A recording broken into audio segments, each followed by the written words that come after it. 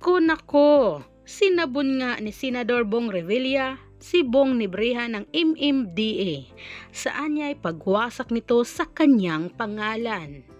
Galit na galit talaga ang senador dahil nga dito sa nangyari. Narito nga ang buong detalye, alamin natin ito.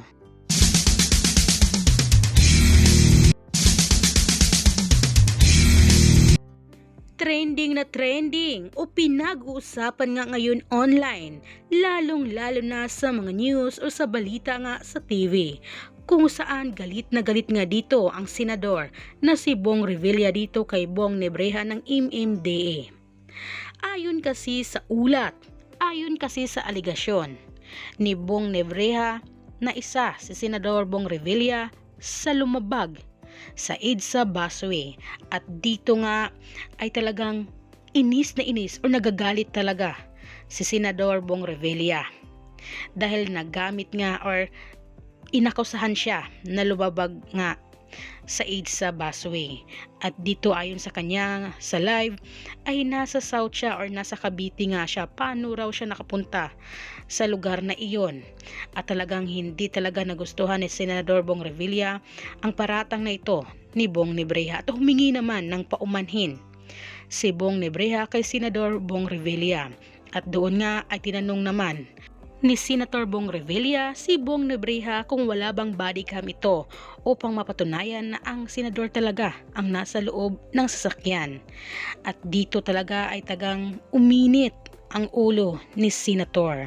Pero sa huli ay nagkaayos naman sila dahil humingi nga ng paumanhin si Bong Nebreha.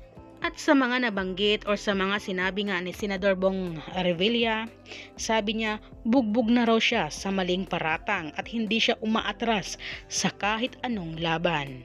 At ayon naman sa report ay suspendido na si Bong Nebreha habang gumugulong ang investigasyon sa insidente na ito. Kaya ito ngayon ang usap-usapan. At talagang marami sa mga netizens ang napakomento dito. Ayon sa kanila ay nakakita raw ng katapat si Bong Nebreha at isa pang senator na si Bong Revilla. Kaya talaga sabi na nga ni senador, based on heresy, wawasakin mo ang isang senador. Ito nga ang pagkasabi nga dito ni Senador Bong Revilla kay Bong Nebreha. Talaga namang uminit ang kanyang ulo. Ilan nga sa mga netizens ay agree dito sa kay Senador Bong Revilla dahil hindi naman talaga siya ang nagmamay-ari ng sasakyan na iyon na may plakang 8 na lumabag nga sa bus lane. Kaya talagang uminit ang kanyang ulo. Anong masasabi nyo dito guys? Comment down below and please don't forget to like, share, and subscribe.